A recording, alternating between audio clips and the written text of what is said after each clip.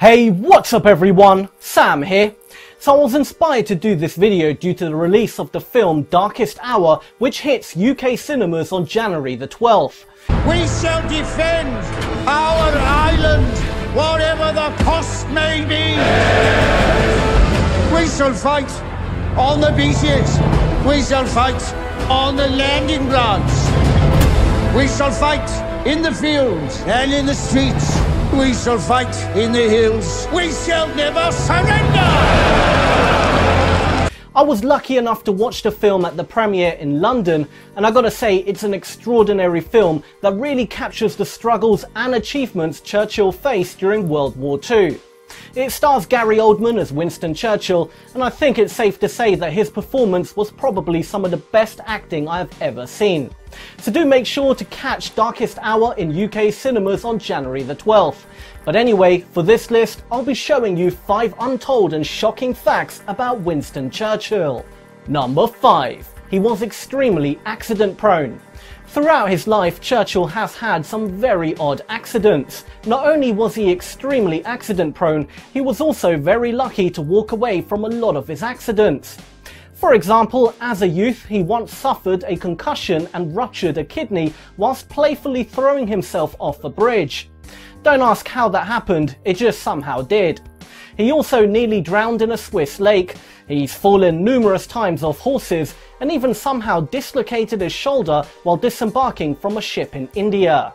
Whilst learning to fly, he also crashed the plane, and when he was in New York, he got hit by a car as he looked the wrong way when crossing the road. Amazingly, he walked away from all his accidents pretty unharmed and never suffered any long-term damage. In fact, he lived until the age of 90, which for his time is very old. Number 4. He was voted out of office before World War II ended. It's pretty incredible to think that Churchill was actually voted out of office before World War II ended. While at this point Germany already surrendered, but Japan didn't.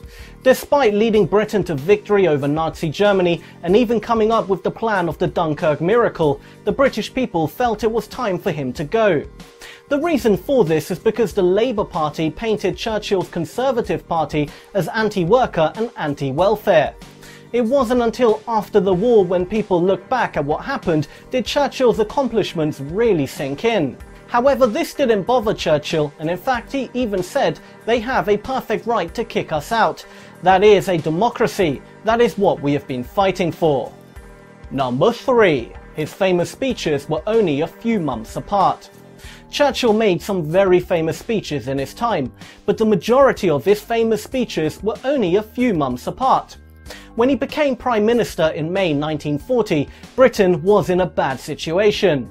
Nazi Germany conquered much of Europe, and it wouldn't have been long until they invaded Britain. With a near certain attack coming and over 300,000 British troops stranded on the beaches of Dunkirk, things were not looking good. People within Parliament were prepared to roll over and try and negotiate some sort of peace treaty with Germany. But Churchill didn't see that as an option. He famously said, "We shall defend our island whatever the cost may be. We shall fight on the beaches. We shall fight on the landing grounds. We shall fight in the fields and in the streets. We shall fight in the hills. We shall never surrender." His stance at the time was ambitious, considering the situation Britain was in, but it did work, and after years of battle, Germany surrendered. Number 2. He escaped from a prison camp. In 1899, Churchill was serving as a military officer in South Africa. He was on a train when it was ambushed by Boers, the descendants of Dutch settlers who were fighting the British at the time.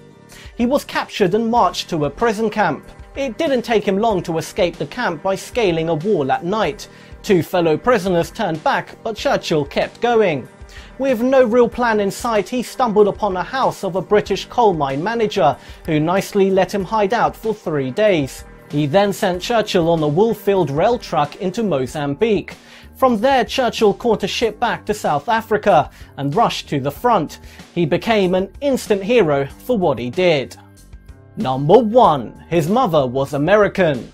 Churchill is an icon in Britain, which makes it even more shocking that he's only half British. You see, it wasn't uncommon for British aristocrats to marry the rich from other countries. His father, Lord Randolph Churchill, married Jenny Jerome, a Brooklyn-born woman from a wealthy family in the finance industry.